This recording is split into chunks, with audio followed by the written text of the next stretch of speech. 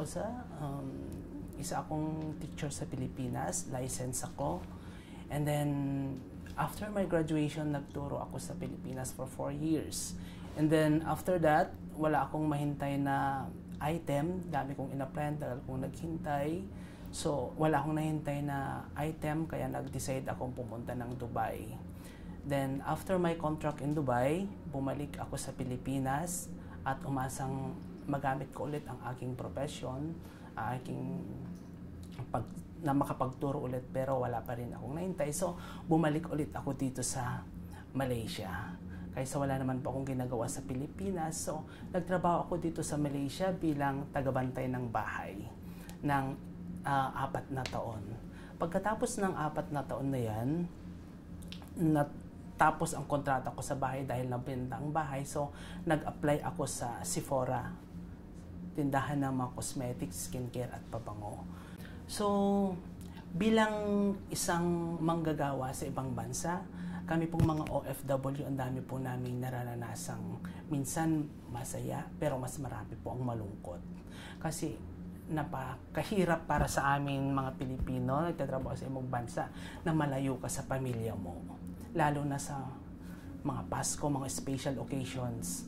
Sakit-sakit para sa amin.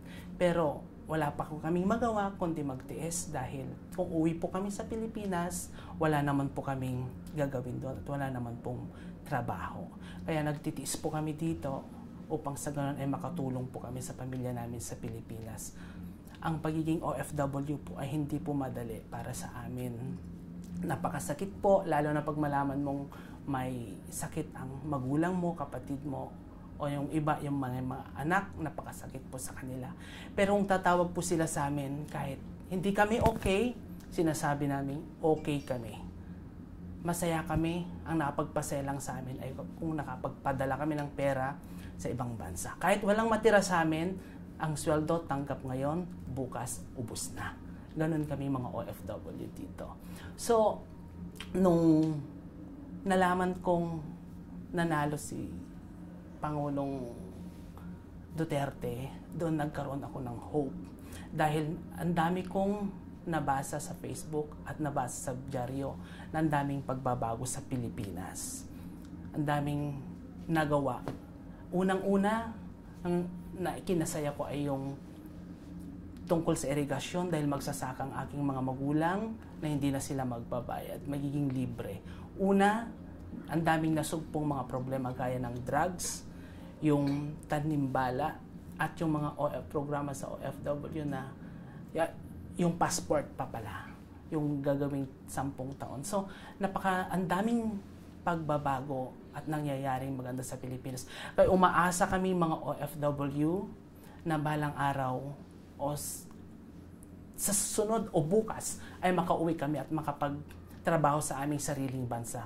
Na hindi kami nagtatrabaho sa ibang bansa, kundi bumalik kami sa ibang bansa para doon namin ibigay ang aming nalalaman, lakas at makasamang aming pamilya. Dahil naniniwala ako na sa ating bagong Pangulo ngayon ay mabibigyan niya kami and hopefully and I hope na magagamit namin ang aming mga napag-aral. At hindi lang ako at yung mga ibang mga OFW. Hindi lang po dito sa Malaysia, kundi sa iba't ibang panig ng mundo. Minsan, dumating ang break ko, pumunta ako kumain. Meron isang Chinese at saka isang Indian. Narinig ko yung sabi nila, the President of the Philippines is a very good president.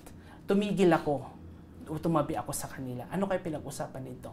Ang sabi nila, ang presidente daw natin sa Pilipinas ay galit na galit sa droga. At balitang-balita dito sa mga iba't lahi, hindi lang tayong mga Filipino. Gaya ng pagsakay ko ng taxi, yung taxi tinanong niya sa akin, how's your president? Sabi niya sa akin. And bilang isang Pilipino ay proud ako. Dahil iba't ibang lahi ay alam nila kung ano nangyayari sa Pilipinas. Sabi ko sa sarili ko, wow, magkakaroon ng bagong pangalan ang Pilipinas. Na hindi lang tayo ang iniisip nila na ang Pilipinas ay nasa baba. Magkakaroon tayo ulit ng dignidad na hindi lang sinasabi nila na ang Pilipinas ay korupsyon o ano man dyan. Kaya natutuwa kaming mga OFW kapag ganyan ang narinig namin, na alam ng mga ibang lahi dito sa Malaysia kung sino ang ating presidente. Tungkol sa pagbisita ng ating Pangulo dito sa Malaysia ay ako po ay natutuwa dahil alam kong bibisitahin niya kaming mga OFW. Unang-una, ang alam ko, titingnan niya ang aming kalagayan dito. Kung maayos ba ang mga OFW dito. At alam ko, hindi lang ako, marami kaming OFW ang matutuwa. At dahil marami nagmamahal sa kanya. Sa ating mahal na Pangulo, ako po ay natutuwa at nagagalak.